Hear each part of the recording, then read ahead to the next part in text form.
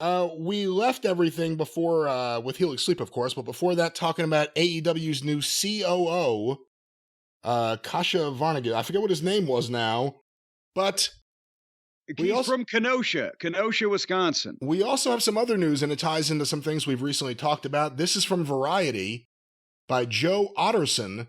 WWE hires ESPN alum Lee Fitting as head of media and production following Kevin Dunn's exit. So they've made a hire, an outside hire from ESPN. Before we say anything else, what do you think of that? Well, but now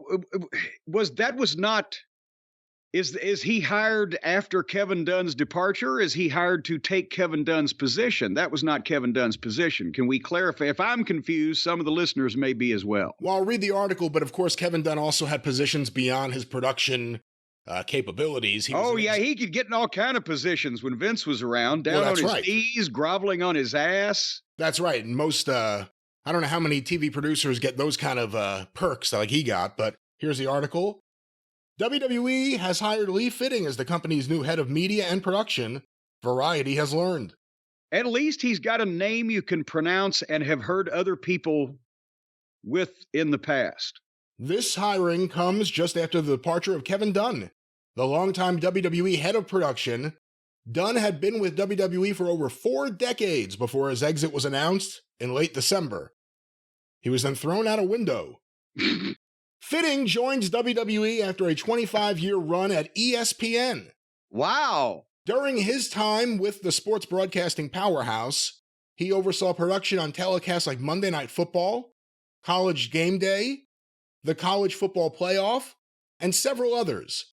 He departed ESPN in August 2023. We have a fluff quote from Nick Khan. This is the latest change. This is not from Nick Khan. I'm going past the fluff quote. This is the latest change at WWE in the past year. WWE was officially sold to Endeavor in September 2023, with Endeavor merging WWE and the UFC into a new entity known as TKO Group Holdings. Vince McMahon, former CEO of WWE, has assumed the role of executive chairman of TKO Group. Paul Triple H Levesque is WWE's chief content officer and head of creative. And then it talks about how Raw currently has their rights being negotiated for. Again, what do you think? An outside hire, 25 years of experience at ESPN, including Monday Night Football, major programs, major sporting events, weekly sporting shows. Well, that's what I was going to say is that I'm not a sports fan, but I've heard of all that shit. And he was there for 25 years with ESPN, who is the premier sports broadcaster, whatever their tagline is. With all due respect to the other guy and what he may be doing or not doing, that they hired, in AEW to be the COO. They need a coup. They need a coup over there. They need a palace coup real bad. But, he had, I was asking, is that what is this football league that he worked with? And I can't remember it now what it was. And, he was someplace, he was, the old football league. And he was somewhere else for 4 years or whatever. This guy sounds with the WWE like a pretty accomplished individual in sports broadcasting. Could that be another sign that they're going to maybe make it a little more like that type of thing for the modern era instead of Shakespeare with turnbuckles? For the most part, a lot of the people who start working in wrestling production, or at least did over the last 40 years, stayed in it. There are names that are still there until they decided to go. Keith Mitchell. Dan Bynum is still active, I believe. Yeah. Various people like that, they started doing it and they're still doing it. What about something like this? What's the learning curve like for taking someone who seemingly has no professional wrestling television experience and bringing them not only into pro wrestling, but the WWE production world? Well,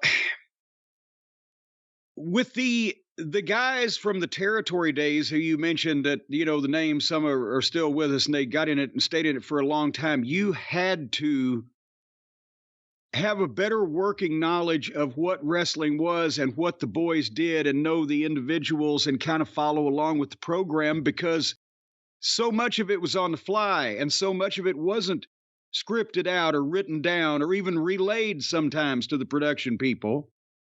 And you had to kind of have a feel for the shit. That's why there were so many missed camera shots. There was no such thing as a producer of a match back then, right? And so, the fucking production crew is literally watching this chaos unfold, and it's, they might know who's going to win or the approximate finish, but it's now much more controlled, as we know, much more pre-planned, much more, everybody's more in on exactly what's going to take place. They walk through shit, for Christ's sake. So what you need now at the level of the WWE, or allegedly AEW, is a television production whiz who knows how to get the proper people and knows how to find the director that can handle a 7 or 8 or 10 or 12 camera live shoot or more for WrestleMania, and how to have a overall look, because you've got the budget. You're competing with network sports programs. How to have the overall look of the program. For whatever reason, people have attributed it to Kevin Dunn. He wasn't doing it when I was there, but I'm not absolving him. But the goddamn zoomy shit, right? That's a television production choice in the overall flavor of the way things being presented. And I think they probably did it to cover up that the guy's work looked like shit. Right? But maybe we can tighten that shit up too while we're at it, at the risk of sounding like Bill Watts. But, Vince and Kevin Dunn, he loved the whole arena lit up, which is why that's become a standard thing, because he wanted to see the big crowd rather than the darkening when the match begins and the more dramatic, et cetera, look for that. Maybe there's a change there. Maybe, who knows what the fuck, but a head of production at a television production that large, or a television production company that large doing programs like that, has to know everything there is to know about TV, how to shoot these buildings, how to get the most out of it.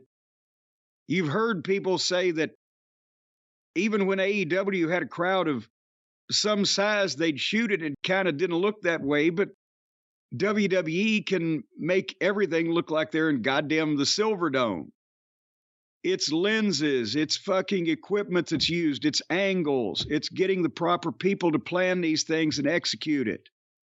And the massive roster of producers and agents and executives and muckety mucks are going to be able to translate what's going to happen in the wrestling if they do their jobs, to the production people who are going to shoot it like it's goddamn, remake of Ben-Hur.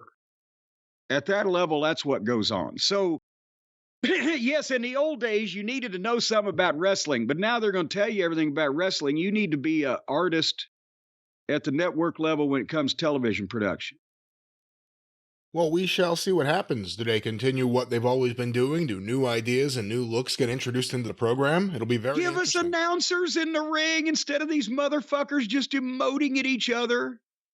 Give us somebody in control of the program. Do the UFC fighters just come out and have unattended arguments? I would love to see the announcers produced so they could be natural and not sound fake. Yeah, not sound like they're having fake conversations about things they don't truly believe and yelling at us in a fake manner. Because that's never effective on any program. But wrestling seems to insist on it.